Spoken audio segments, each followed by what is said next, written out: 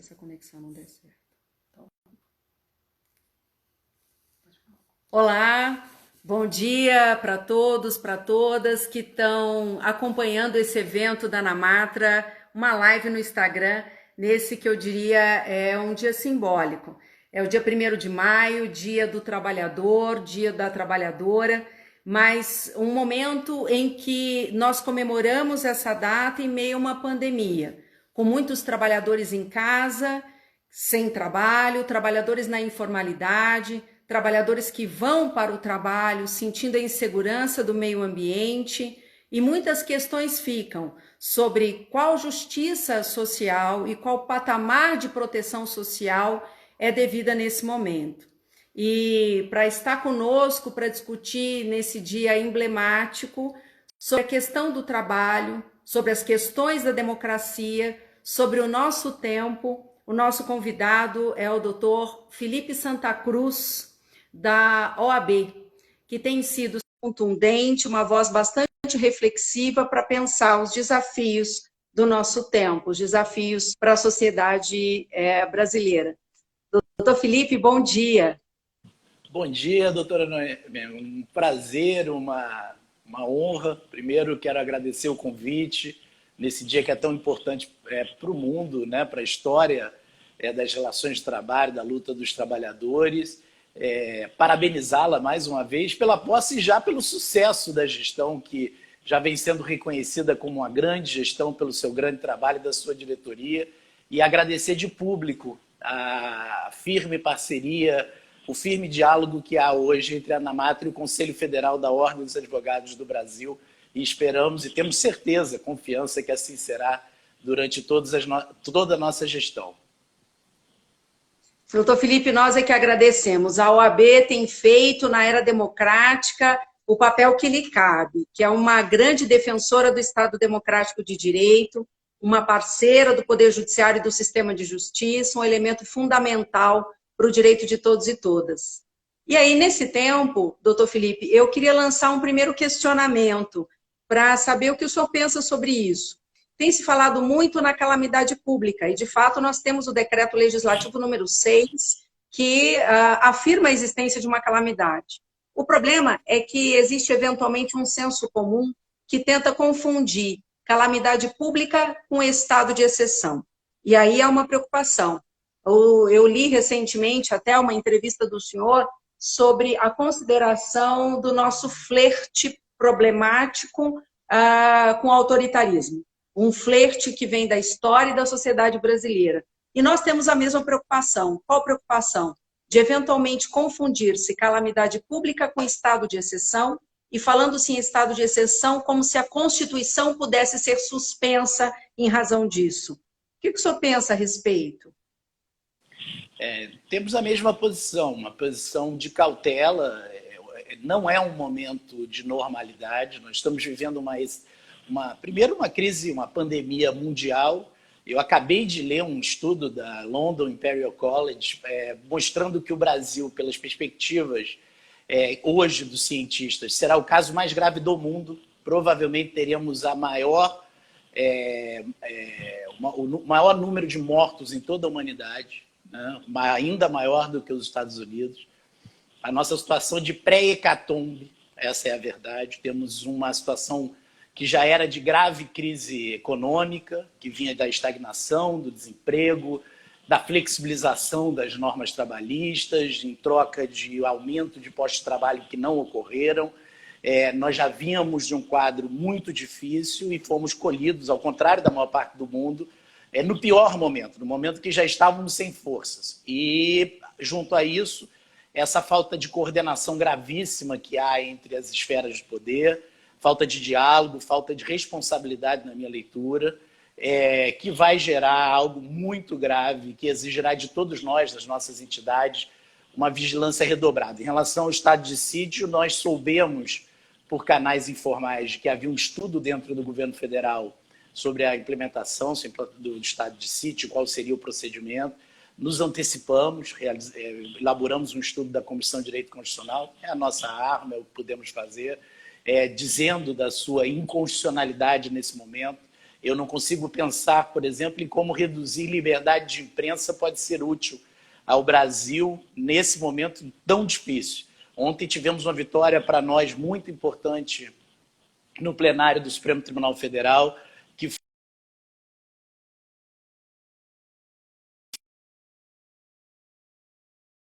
de 3 partidos, que muito importante... Oi, voltou? Agora estamos ouvindo. Estamos ouvindo. É a internet. Então, muito importante essa vitória de ontem. Agora, esse é um trabalho conjunto, a Ordem é apenas mais um elemento, mais uma instituição. Muitas entidades comprometidas com o Estado Democrático de Direito estão vigilantes. A Ordem tem contato permanente com a ANAMATRA, com a CNBB, com a SBPC, com a Academia Brasileira de São Dom Paulo Evaristo Arnes, ou seja, com a Associação Brasileira de Imprensa, todos aqueles que sabem o custo que pagamos pela construção do Estado Democrático de Direito, da democracia no Brasil. Sem dúvida, eu acho que ressalta nesse momento, doutor Felipe, a questão da importância da sociedade civil organizada e de uma sociedade civil que seja uma esfera pública crítica nesse momento, para que a pandemia, que já é um estado de uma emergência de saúde, também não se torne uma questão de uma emergência humanitária, né? Acho que esse é o grande desafio. E, como presidente da ANAMATRA, eu acabei notando o seguinte: em outubro do ano passado, doutor Felipe, nós vivíamos um momento muito difícil. Foi um momento, eu diria, de muita tensão, quando havia uma tentativa de se apresentar no Congresso Nacional uma proposta de emenda constitucional para a extinção da Justiça do Trabalho. Sempre naquela dicotomia de se dizer que direitos trabalhistas geram desemprego, como se houvesse uma polarização entre proteger a pessoa que necessita do trabalho para viver e a questão econômica, né? Como se direito do trabalho fosse o contrário de economia, quando, na verdade, o trabalho é um grande fator da economia. E aí veio a pandemia, e, sinceramente, nas últimas semanas, nos últimos meses, nesses meses recentes de março para cá, não se fala em outra coisa. O que nós falamos? O que fica evidente? Como o trabalho é um fator fundamental na vida das pessoas. E como a justiça social, ela não pode ser vista como algo que é uma bagatela, algo que se pensa depois. E aí eu queria fazer uma pergunta. Será que a justiça do trabalho, ela é infelizmente necessária? Ou, na verdade, algo da nossa história constitucional mostra o acerto de um sistema garantista como o nosso, que é um sistema vigilante pelos direitos da pessoa que precisa do trabalho para sustentar a si mesma e a sua família? Eu sou da vertente que agradeço todos os dias pela existência da Justiça do Trabalho. Acho que ela é importantíssima pro mínimo de equilíbrio que temos na sociedade brasileira. Vamos pararmos para pensar, nós temos a segunda economia mais desigual do mundo, né? Nós estamos concorrendo com um emirado, que é o Catar, onde a propriedade privada é do emir, é do dono do país. Nós temos um histórico no Brasil, que o ponto talvez de maior destaque seja a própria relação com a escravidão, onde nós fomos o penúltimo país do mundo a se retirar do regime escravocrata, né? Nós temos um histórico no país de resistência aos direitos sociais, resistência à organização dos trabalhadores, de ilegalidade de partidos representantes de trabalhadores, de censura à imprensa no que ela era útil aos interesses da classe trabalhadora. Então, esse modelo, com todas as suas... O que nunca significou que ele seja dogmático, que nós não possamos aprimorá-lo, debater de forma franca, técnica, jurídica, avanços, que nós tenhamos que ter uma visão atrelada ao passado. Agora, numa sociedade com essa desigualdade, entender que a superação, eu acho o contrário, eu acho que todos nós que somos defensores da justiça do trabalho temos diante de nós uma oportunidade, no bom sentido, de resgatar esses valores que já estão lá na nossa Constituição de 88 e reafirmar, inclusive com a luta pela ampliação da competência da justiça do trabalho. Há um colapso do sistema previdenciário no país. Eu pergunto que outra justiça tem a capilaridade, a estrutura, a prática de contato com a população mais pobre, a localização do que a justiça trabalhista brasileira. Não tem, né? Estruturalmente organizada, nacionalmente. Então, assim, nós temos que fazer desse momento, até porque esse será o debate nos países de ponta, nos países mais avançados, o debate de uma rede protetiva, uma séria discussão sobre a diminuição da precarização. Acho que é o grande momento, espero que os jovens, os estudantes retomem a paixão, porque nós vivemos realmente anos muito difíceis nos últimos anos, onde se criou uma falsa ideia de que a Justiça do Trabalho seria responsável por todos os problemas da atividade privada brasileira, o que nós sabemos que está muito longe de ser verdadeiro. De fato, doutor Felipe, nós estávamos analisando os dados recentes do Conselho Nacional de Justiça. E nesse período de pandemia, a Justiça do Trabalho ela destinou já mais de 200 milhões de reais para o combate à prevenção da pandemia. É, disparadamente, a Justiça que tem mais atuado em causas relacionadas à medicina e segurança do trabalho, ao meio ambiente do trabalho, à proteção coletiva de quem precisa ir trabalhar com o mínimo de segurança. Mas talvez aqui o senhor tenha lançado uma questão bem interessante, a questão da competência da Justiça do Trabalho. Para além dos aspectos de novos ou outros projetos de lei que permitam essa ampliação da competência, nós temos um artigo 7º da Constituição que protege a totalidade dos trabalhadores e não apenas os trabalhadores empregados. E desde a emenda constitucional número 45 de 2004, o artigo 114 legou à Justiça do Trabalho a especialidade pelas relações de trabalho e não apenas pelas relações de emprego. Talvez um sentimento que nós tenhamos é que nós, sistema de justiça, e aí sistema de justiça todos, o Poder Judiciário, a advocacia, a auditoria fiscal, o Ministério Público do Trabalho, talvez esteja no momento da gente proceder a uma releitura profunda do significado do artigo 7º e do artigo 114, para a reformulação de patamares de proteção que vise a totalidade desses trabalhadores. Nós temos defendido que os direitos trabalhistas são direitos fundamentais, como todos os outros direitos das chamadas liberdades civis básicas, como o senhor citou, inclusive, a liberdade de imprensa, a liberdade de trabalhar, a liberdade para o trabalho com proteção e a liberdade de imprensa são direitos fundamentais que têm uma interconexão necessária. E como tem visto a Ordem dos Advogados do Brasil, e eu faço essa pergunta muito especificamente, aqui lançando uma crítica construtiva, ao que temos percebido em alguns pronunciamentos do Supremo Tribunal Federal, no que diz respeito ao que eu vou chamar das lides trabalhistas, né? Como se o maior direito que o trabalhador pudesse ter é ter um posto de trabalho. Se ele tem um posto de trabalho, isso já resolve os direitos fundamentais. Na visão da ANAMATRA, isso é absolutamente insuficiente. Os direitos trabalhistas, eles não são direitos menores na Constituição. O que mais me impressiona é o quanto nós regredimos no debate sobre esses temas. Assim. A precarização ela se impôs como uma realidade. No Rio de Janeiro, nós temos 560 mil entregadores de aplicativo.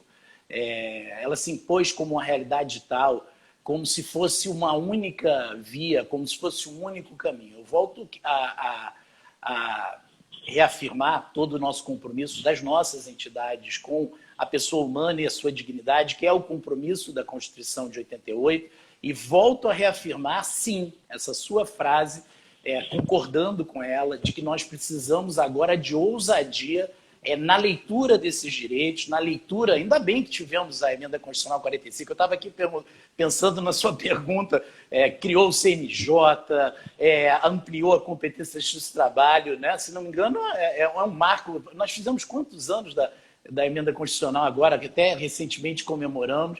Então, assim, está posto aí, as condições estão postas, nós precisamos agora ocupá-las. E eu acho, e aí o lado de otimismo, se eu comecei com os números terríveis que aparentemente nos esperam da pandemia, que o mundo, né, vai fazer uma rediscussão sobre esse modelo que é extremamente concentrador de riqueza. Né? E o Brasil talvez seja um dos maiores exemplos desse modelo. De um modelo que sobra aquele que não tem a aventura de ter a oportunidade, né, de ter acesso à oportunidade, a lógica apenas do prato de comida, que é o que está na sua pergunta. Então, nós não acreditamos nisso. Nós conhecemos, até pelo processo político, histórico, institucional, a luta da classe trabalhadora para a implementação desses direitos. Se nós temos que reconhecer problemas, hoje eu disse isso às centrais sindicais, numa mensagem que acabei de mandar de parabenização pelo 1º de maio, acho que o movimento sindical, todos nós temos a nossa parcela de culpa nesse. Nós não podemos criar bodes expiatórios que merecem a extinção para nada ser colocado no lugar, só mais exploração. Se nós retirarmos a capacidade de negociação dos trabalhadores, que deve ser aprimorada, o que ficará no lugar se não mais exploração?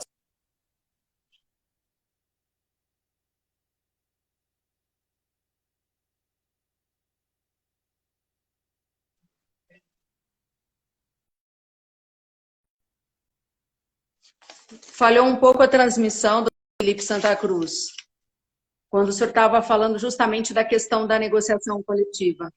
Isso. Voltei. Falhou um pouco apenas. Isso. Então, tá me o grande... Estou te ouvindo. Vocês estão me ouvindo? Sim, agora sim, perfeito. Esse é um dos grandes problemas que eu digo ao ministro Toffoli. Eu quero aqui agradecer ao TST, ao ministro Olga Belmonte, à ministra Peduzzi, para sustentações telepresenciais, pela presença do advogado. A advocacia, o brasileiro tem muita dificuldade de acesso à internet, esse é um outro grande tema que vamos ter que discutir nos próximos anos. Mas, voltando ao tema, então eu acho que essa estratégia que vinha sendo utilizada, a meu ver, de forma equivocada e parte de uma disputa de jogar a criança junto com a água suja que estava na banheira, jogar a criança fora, é a estratégia que nos leva a um regime de exploração mais agudo, a esse modelo de individualismo, de hiperegoísmo, de riqueza individual, de violência mesmo nas relações da sociedade. E nós somos, historicamente, entidades que defendem tudo que se antagoniza a isso. E, de fato, doutor Felipe, bom, primeiro eu queria agradecer, eu vejo aqui na participação muitas amatras, muitos presidentes de amatra, muitos magistrados, magistradas, advogados participando, comentando. Eu agradeço que no 1º de maio estejam todos se importando com a questão do trabalho e da questão da democracia. E já que nós falamos em números, desde mais ou menos o final de março, início de abril, a Organização Internacional do Trabalho fez uma projeção. Olhando o que aconteceu na crise econômica de 2008, 2009, ali foram perdidos em torno de 22 milhões de empregos. Nós não estamos falando de postos de trabalho. Postos de trabalho não necessariamente são postos protegidos. Na época, foram perdidos 22 milhões de empregos, portanto, ocupações com mínimo de proteção social. A projeção da Organização Internacional do Trabalho é que, em termos mundiais, talvez a gente vá bater a situação de 2007, 2008 e 2009. Nós vamos chegar, talvez, em torno de 25 milhões de empregos perdidos pela pandemia.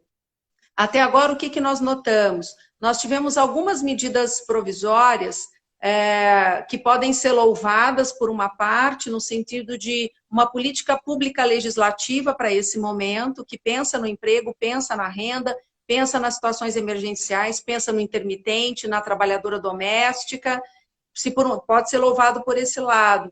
Mas, por outro lado, nós temos algumas preocupações. Para dizer dos informais, nós não vemos uma perspectiva para o futuro de uma política pública permanente de acolhimento desses que já são mais de 36 milhões de brasileiros, uma nação inteira na informalidade. Temos essa preocupação. E aí pensamos, do que foi adotado até aqui, medida provisória 927, 936, 944, enfim, do que foi adotado até aqui, numa projeção mundial de 25 milhões de perdas de emprego. No Brasil, mais de 36 milhões de informais. Que medidas, que elementos deveriam estar presentes na construção de políticas públicas e políticas públicas legislativas para o período pós-pandemia? O que a OAB pensa sobre isso? A OAB foi ao Supremo Tribunal Federal também requerendo que nós... E era muito simples o pedido.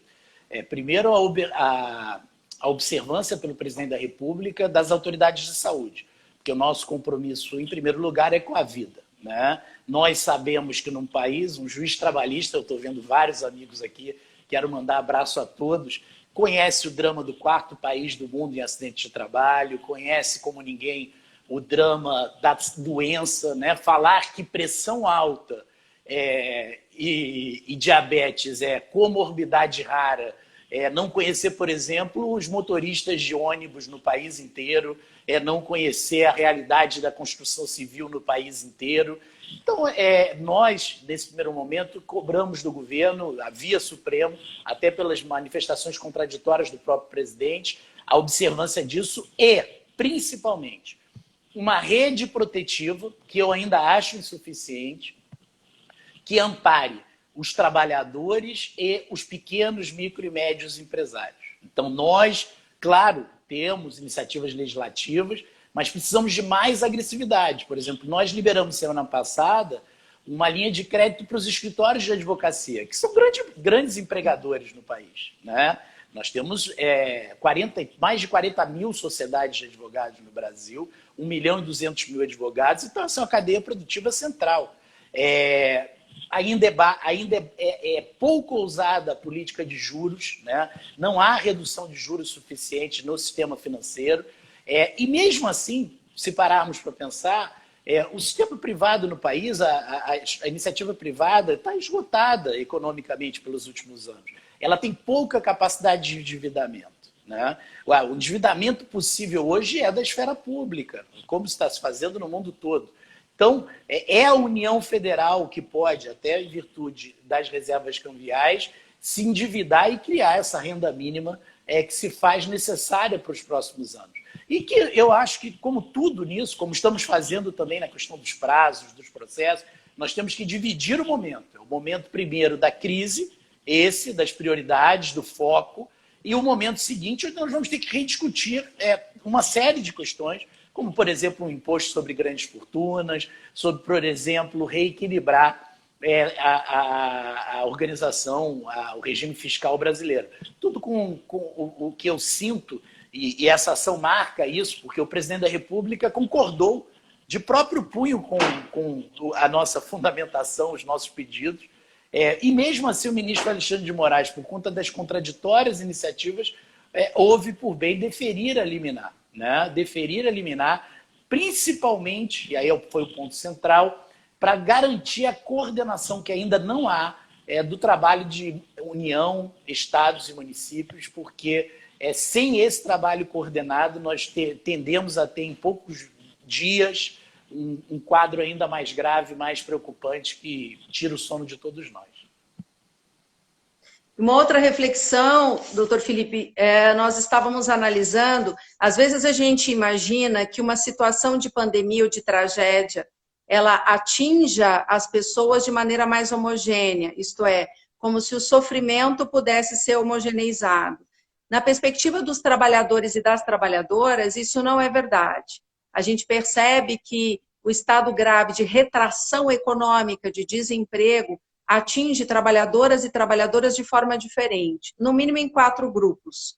Nós temos um efeito de sofrimento em razão do gênero, as mulheres têm sofrido muito mais com a questão da pandemia por diversas razões históricas de desigualdade, a inserção dos mais jovens no mercado de trabalho, a inserção daqueles que nós podemos considerar mais velhos ou idosos, e ainda por cima a questão dos trabalhadores migrantes. E a gente percebe que nas políticas públicas, inclusive políticas públicas legislativas até agora, se tem orientado por uma ideia de maiorias, né? Como toda política pública se pensa numa perspectiva de maiorias. E não se tem percebido a introdução, por exemplo, da questão das minorias em políticas públicas de cura dessa fragmentação do mercado de trabalho no Brasil. E aí, recentemente, eu participei de um debate sobre o trabalho da mulher e uma dirigente sindical das trabalhadoras domésticas exatamente mencionou isso, mencionou a imensa dificuldade em se trabalhar situações iguais que geram desigualdade. Vale dizer, as trabalhadoras domésticas formalizadas, MP 936. Para a trabalhadora diarista, eventualmente nem o apoio emergencial. Estou dando apenas o exemplo dessas mulheres mais pobres, mas existem os trabalhadores migrantes, os mais jovens, e aí talvez o que esteja recolocado de fato para nós é repensar qual é o papel do Estado. Até recentemente, nós tínhamos uma polarização praticamente para dizer muito Estado, Estado nenhum, muito Estado, Estado nenhum. Talvez a pandemia nos legue agora um debate mais responsável sobre qual é o papel do Estado quando se trata de uma ideia de um Estado democrático de direito. E incomodam, por vezes, aqueles pacotes que são chamados de pacotes de incentivo fiscal, que na prática são verdadeiras renúncias fiscais. Por quê? Porque nesses pacotes de incentivo fiscal, que se traduzem em renúncias fiscais, o setor econômico é aportado, como deve ser realmente, mas sem nenhuma garantia de que postos de trabalho qualificados, então não estou dizendo qualquer posto de trabalho, mas empregos qualificados, efetivamente vão ser mantidos. E nós não temos percebido que nas últimas medidas esta questão estará posta. Vale dizer, o incentivo ao setor econômico teria como contrapartida a iniciativa privada também se compromissando com a manutenção de empregos e de renda. Qual a percepção do senhor sobre esse quadro? Análoga à sua, preocupado, por exemplo, com a agilidade que há, e eu não sou um crítico, a necessidade de se garantir a liquidez, por exemplo, do sistema financeiro brasileiro. Tudo que nós não precisamos agora é de uma crise do sistema financeiro, uma crise de liquidez, de confiança. Agora, a rapidez com que se socorre os bancos, 1,2 trilhão em menos de 3 dias do depósito compulsório. Ontem, a redução da taxação de lucros do exercício passado, essa rapidez, esse pronto discurso, que em Brasília é hoje hegemônico, essa é a verdade, né? Temos que admitir isso, é um discurso hegemônico no Congresso também. Então, esse pronto olhar para a atividade empresarial, o que eu acho importante, não é correspondido pelo pronto olhar aos mais pobres, aos que precisam mais. Eu li uma pesquisa, não sei, agora vou pedir desculpas, que é tanta coisa que a gente anda lendo, que 25% das diaristas brasileiras não receberam qualquer valor. Simplesmente houve a paralisação da utilização dos seus trabalhos.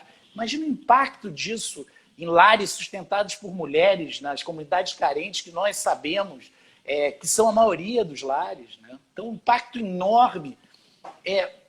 Voltando a um tema caro a nós do direito do trabalho, que assim, é muito errado tratar como opção algo que não é opção. Então, às vezes, na minha luta falando de isolamento, fico achando, poxa, eu estou falando para o meu mundo, né? Eu estou falando para a minha realidade. Isso é duro demais. É óbvio que a gente tem que refletir sobre os nossos limites. Então, mas a gente só tem esse caminho. Então, como dizer que essa mulher diarista que não recebeu qualquer verba no último mês pode ficar em casa com seus filhos, passando fome?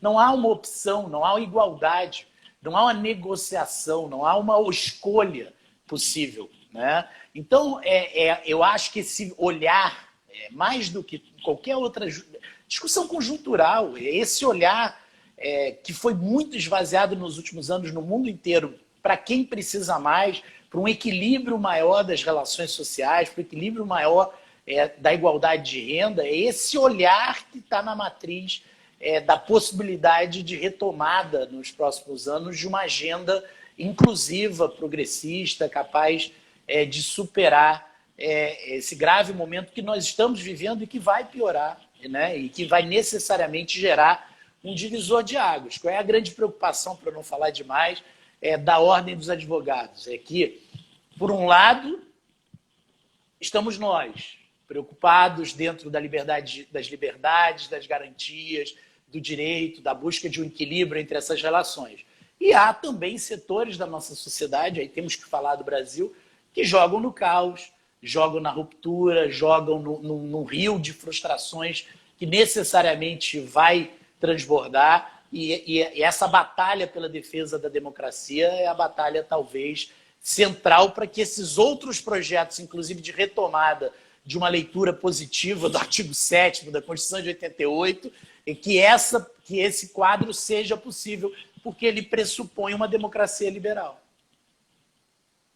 E aí, doutor Felipe, eu queria até prestigiar um dos comentários que na nossa live apareceram para concordar com esse comentário. De fato, quando nós falamos das minorias, a gente também tem preocupação com os transexuais. A questão da orientação sexual no campo do trabalho também é uma questão que não se resume apenas à não discriminação, mas a uma inclusão que possa ser mesmo uma inclusão eficiente.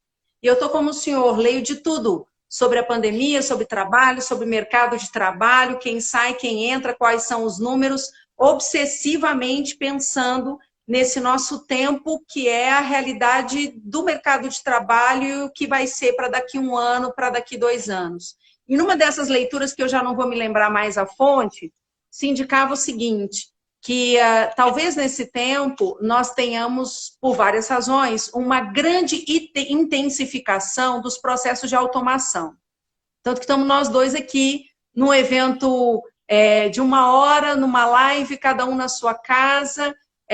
Pode ser uma automação que se intensifique e fique, pode ser uma automação que depois da pandemia se flexibilize, mas existe uma preocupação com a questão da automação. Alguns setores brasileiros já sentiam isso muito fortemente, caso do setor bancário, por exemplo, né? Que já chegou a ter no Brasil na década de 80, mais ou menos década de 80, 90, a gente já chegou a ter 800 mil trabalhadores bancários, né? Hoje a conta não passa de 100, cento e tantos mil. A automação também foi forte nesse processo da perda de postos de trabalho. Esse excesso de tecnologia, que não é inclusiva, não são todos que têm inclusão tecnológica, mas esse excesso de tecnologia pode apontar para uma nova energia de automação. E aí nós temos uma preocupação. O artigo 7º da Constituição prevê proteção contra a automação, mas proteção em razão da automação na forma da lei. Esse tipo de projeto ou de iniciativa legislativa jamais veio. Nós vamos para muitos anos da Constituição Federal e esse tipo de iniciativa nunca veio.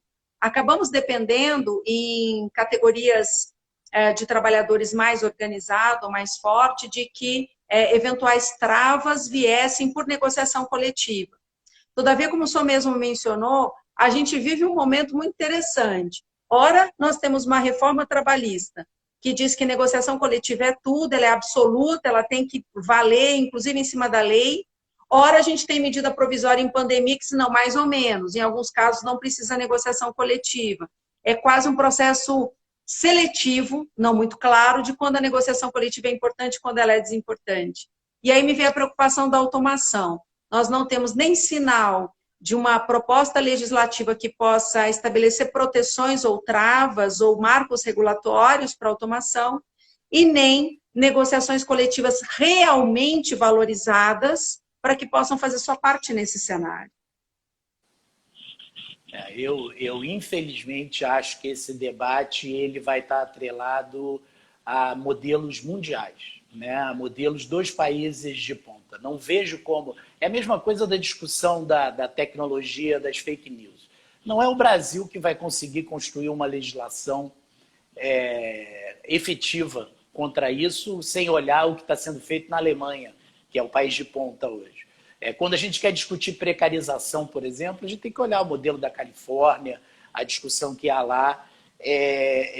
O mundo está cada vez mais interligado. Eu, sinceramente, reflito muito sobre essa coisa da tecnologia. Quer dizer, o trabalho bancário, por exemplo, que foi fortemente impactado com a tecnologia, que foi o grande setor da economia brasileira, até pela sua capacidade de investimento, que investiu fortemente em tecnologia. Mas a verdade é que, para o cidadão, a vida melhorou, né? Não precisa ir ao banco, não precisa... O cheque é praticamente passado, os meios de pagamento digitais ampliaram-se enormemente. Eu falo da nossa justiça. Quanto eu sofri quando o ministro Dallazen, eu tinha menos de um mês de presidente da OAB do Rio, quando o ministro Dallazen foi ao Rio digitalizar lá, informatizar todas as varas do trabalho do Rio de Janeiro. Meu Deus do céu, que loucura que foi. Sim. Nós temos 18 mil juízes no país, 15 mil, né, membros do Ministério Público, e eu já tinha naquela época 150 mil advogados, 60 mil deles trabalhando na Justiça do Trabalho. Foi uma loucura, nós gastamos muito dinheiro em treinamento, gastamos muito, mas também foi o bônus que nós ocupamos esse espaço que a classe queria, criamos grandes salas de atendimento, hoje nós atendemos do lado da Justiça do Trabalho quase 500 advogados todo dia, que trabalham ali, a porta de acesso à tecnologia. E eu pergunto, já pensou, com todos os nossos acertos, erros, com as polêmicas, já pensamos, paramos para pensar que se nós não tivéssemos feito isso, nesse momento estaríamos todos plenamente paralisados, totalmente paralisados, totalmente, sem nem chance de poder discutir, no caso concreto, o que pode ou não voltar, né? A justiça paralisada, numa perspectiva que nós já temos uma justiça soberbada, com 78 milhões de processos, e uma perspectiva que a Justiça do Trabalho talvez seja a que mais vai ser demandada, de 20 a 30 milhões de novos processos no imediato pós-crise da pandemia. Então, a tecnologia tem seus pontos de avanço, é claro que ela não traz em si direito, né? Ela não traz em si igualdade, né? O acesso a ela é desigual, e aí sim cabe ao direito, eu acho que ele é uma perspectiva, o Congresso, eu tenho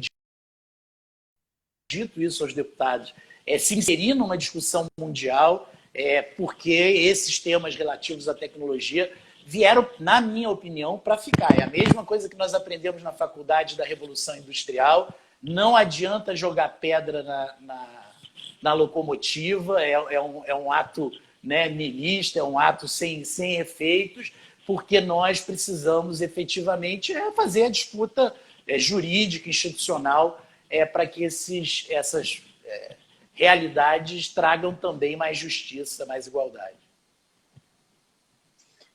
Doutor Felipe, eu acho que falando da automação, e agora o senhor mencionou a questão da digitalização e da Justiça do Trabalho, a ANAMATRA participou, junto com a OAB, inclusive, do comitê que foi formado no Conselho Nacional de Justiça pela portaria do ministro-presidente, o ministro Dias Toffoli, e que foi responsável por debater a primeira minuta da Resolução 313, depois a 314, sobre suspensão de prazos, sobre uma tentativa de retomada das rotinas judiciárias.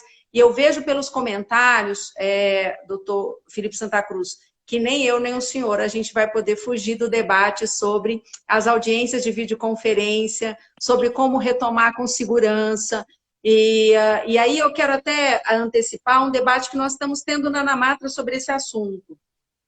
Nós temos defendido sempre, e os números do CNJ evidenciam isso, a Justiça do Trabalho é muito atuante, ela tem que continuar atuante, sem dúvida nenhuma, até porque nós atendemos uma camada da população que demanda por justiça social. A gente tem noção desse nosso caráter essencial, assim como da advocacia trabalhista, o Ministério Público do Trabalho, a Auditoria Fiscal do Trabalho faz também como esse sistema de justiça laboral.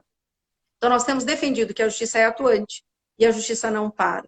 Mas nós da ANAMATRA também temos sido muito cautelosos em pensar essa ideia da realização das audiências por videoconferência. Cautela por quê? Porque nós reconhecemos que, embora nós sejamos hoje a justiça mais informatizada do país, nós chegamos a praticamente 100% de processo judicial eletrônico, uma coisa é a justiça ser informatizada, a outra coisa são os cidadãos e as cidadãs tendo plena inclusão digital. Nós sabemos que num país desigual como o nosso, essa plena inclusão digital não acontece. A mesma coisa em relação aos próprios advogados. Então, nós temos muita cautela em pensar essa história das audiências por videoconferência. Muitas podem e devem ser realizadas. Audiências em situações emergenciais, audiências de conciliação, audiências sem a necessidade da produção de uma prova oral, audiências antes do deferimento de uma liminar, enfim, há tantas audiências, nós somos uma justiça que faz muitas audiências, muitas. Talvez a que mais faz audiências é a Justiça do Trabalho, em razão desse processo oral que nos marca. Agora, a questão que fica é a ideia de uma obrigatoriedade das audiências por videoconferência, inclusive audiências de instrução. Nós também temos preocupação com isso.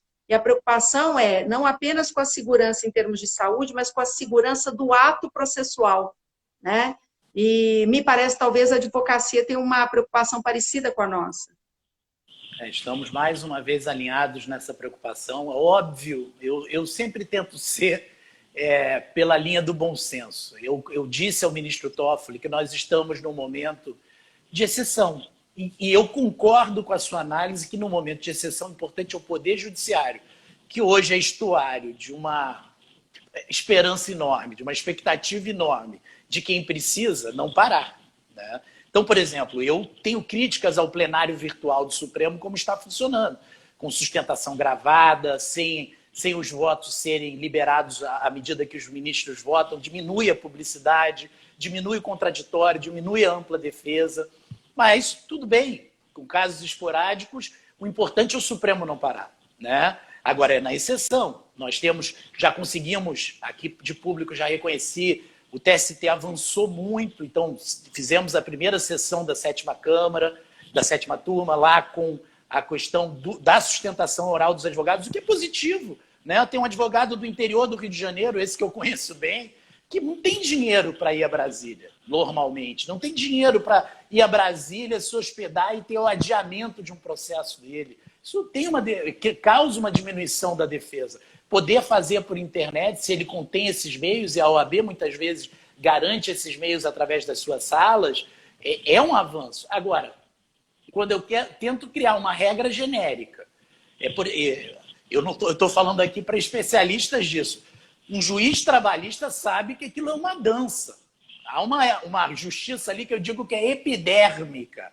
O juiz sabe o que é verdade, sabe se a pessoa foi pressionada, sabe se o preposto está treinado. Isso é tudo parte de um convencimento que vai aflorando com a experiência de centenas, milhares de audiências. Dizer que isso pode ser feito da mesma videoconferência, eu não consigo acreditar. Acho que o que há de tecnologia à disposição de todos nós, inclusive dos que podem mais, eu tenho um escritório no Rio, em São Paulo e em Brasília. Em cada escritório meu eu tenho um gerente de tecnologia. Eu tenho uma pessoa que cuida de internet, que cuida de computadores. A média da advocacia não pode fazer isso. Então, mais uma vez dizer que é uma opção de quem não tem opção. É o mesmo pensamento que impõe ao outro uma falsa opção. Então, esse cuidado, e eu quero aqui mais uma vez reconhecer a nossa capacidade de diálogo nesse comitê, né? A boa vontade que tem pautado. Todos nós estamos diante de decisões muito difíceis. Se o prazo volta, se não volta. As mulheres advogadas em casa com rotina dobrada, com os filhos sem escola. Todos nós estamos diante de difíceis decisões. Difíceis decisões. Agora, nós temos que separar o momento da tempestade e dizer, não, no momento seguinte, esse novo paradigma cultural, processual tem que se reverter e no qualidade tecnológica, mas sem importar em diminuição da qualidade da atividade judicial. Acho que falhou um pouco, doutor Felipe. Também. Voltou? Voltou. Deixa eu ver. E aí a audiência por videoconferência falhando, né? Falhando. Já a pessoa cai no meio da audiência, no meio de uma pergunta, no meio de um questionamento, no meio de uma contradita. Nós sabemos que não há ainda essa realidade. Então, é uma preocupação. Agora, com muita tranquilidade, vamos discutir isso.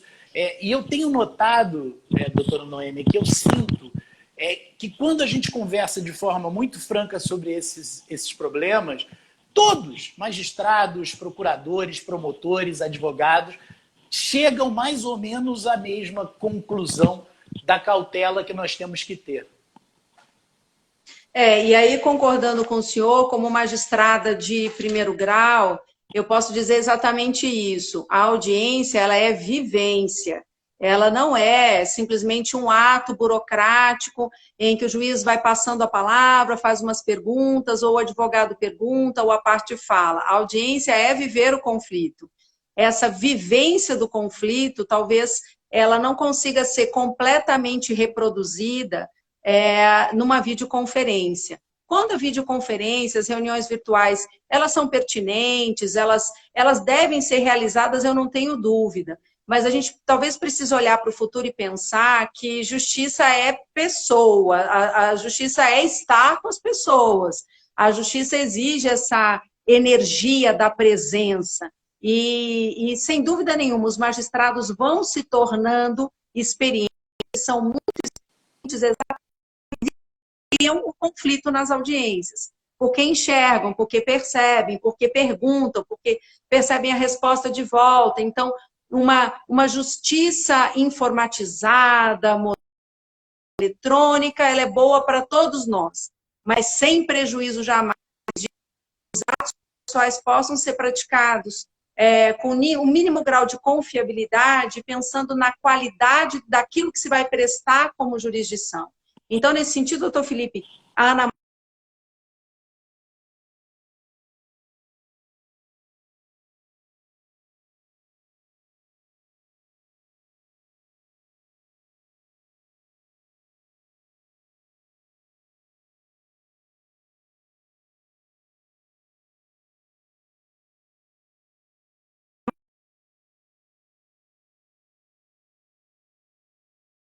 acho que foi e voltou, não foi? Bem, doutor Felipe, o senhor está me ouvindo? Foi. Acho que foi e voltou, Voltou. né?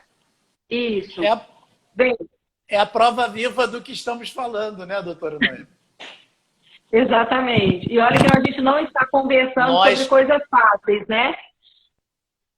e acredito que moramos em regiões que têm uma média de internet melhor do que a média do país, né?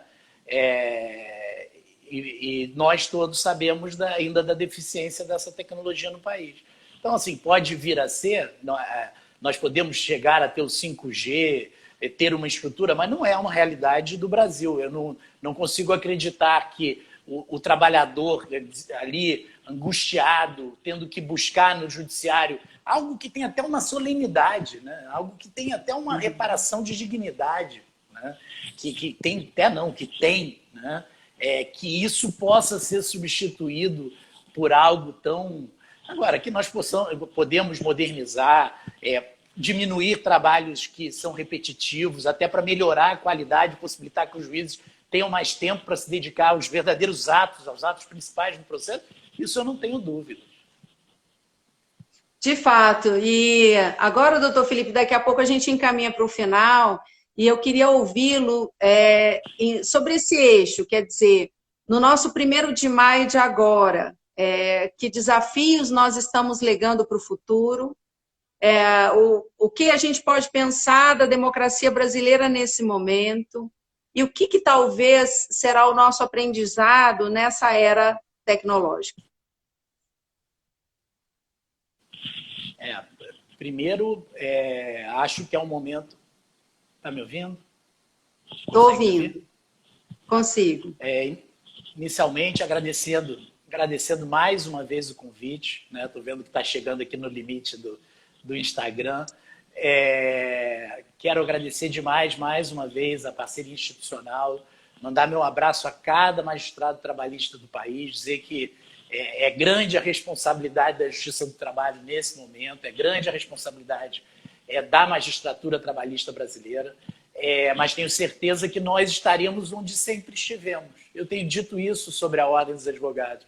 Quando a Ordem toma decisões, iniciativas pró-democracia, Estado Democrático de Direito, quando a Ordem não tem medo e tem independência em chamar para si determinadas responsabilidades, eu também digo que foi esse trabalho, assim como o trabalho da Justiça do Trabalho, que nos colocou em posições de respeito institucional, né? Que abdicar desse trabalho no momento de dificuldade é trair a memória dos que vieram antes de nós na ANAMATRA, na OAB, e é tão simples, né? Basta olhar os exemplos da história nossa para ver quais são os valores verdadeiramente perenes, né? E quais são aqueles que são transitórios. Então, eu vejo como parte de um processo de disputa e vejo também como uma visão de crise, que há uma ruptura, há uma realidade disruptiva, principalmente na tecnologia, mas que também cria uma perspectiva de novo futuro, né? De um futuro a construir, onde nós já teremos aí todos esses elementos que a gente passou aqui, ainda que de visita rápida por muitos deles. Então, a única coisa que nós não podemos ser é negligentes ou omissos ou excessivamente tolerantes com visões autoritárias, arbitrárias, visões que retirem, por exemplo, a capacidade de negociação das partes, que retirem a justiça do trabalho desse cálculo de solução de um país cheio de conflitos oriundos à atividade laboral. Então, a redução do Ministério Público do Trabalho, violento ataque que o Ministério Público do Trabalho sofreu nos últimos anos, que esse momento possa ser também de retomada e fazendo ver a quem importa, que é a população brasileira, que não é bem assim, né? Agora, há um mês, em Brasília, era dada como certa discussão do fim da vinculação das verbas para a área de saúde. Cada um investe onde quer, no Brasil todo. É uma diminuição do papel do quadro político eleito, dizer que ele tem que botar 10%, 12%, 15%, 20%, 30% em determinada rubrica. Imagina o que seria do país nesse momento sem o Sistema Único de Saúde, com todas as suas deficiências de financiamento. Essa discussão não volta mais ao patamar anterior, que era de pré-ruptura desse sistema. Nós vamos ter que discutir agora formas de financiar a saúde, novos impostos, redução de impostos a quem tem menos capacidade de pagar. É um novo mundo e cabe a nós fazer dele esse espaço de disputa correto, leal, que nós estamos tentando fazer. Bem, doutor Felipe, também na minha fala final, nesse 1º de maio, primeiro eu quero agradecer a presença de todos que eu vejo aqui, vejo o nosso desembargador presidente do Colégio de Presidentes do Colé Precó, desembargador Pimenta, de Goiás, vejo o ministro Augusto César, um ministro que tem colaborado tanto, compartilhado conhecimentos e reflexões críticas, juízes, presidentes das AMATRAs, vejo tantos advogados, estudantes, parceiros.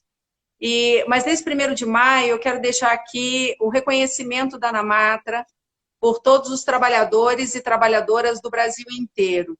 Eu não tenho dúvida de que a nação que somos, ainda que com todas as dificuldades, se deve à coragem de todo trabalhador e toda trabalhadora que faz do dia a dia do Brasil o país que nós somos. Também quero reconhecer as entidades sindicais que, com as dificuldades desse tempo, têm procurado se manter em pé e atuando no sentido de promover, na medida do possível, o diálogo social. O meu reconhecimento também a todos os advogados e advogadas, especialmente os advogados e advogadas trabalhistas que estão conosco cotidianamente. É um trabalho essencial para o sistema de justiça. E eu não poderia deixar de dizer a todos os magistrados e magistradas do trabalho, nesse momento nós também estamos ressignificando o sentido do trabalho, trabalhando à distância, mas trabalhando compromissados, trabalhando preocupados, trabalhando de maneira a fazer com que a justiça social seja ela uma justiça verdadeira. A minha mensagem para esse 1º de maio, agradecendo muito, doutor Felipe, a sua lucidez, as suas reflexões críticas e a sua coragem para esses tempos disruptivos. Um abraço para todos, um beijo. Nós vamos encerrar a transmissão. Até logo. Beijo, muito obrigado.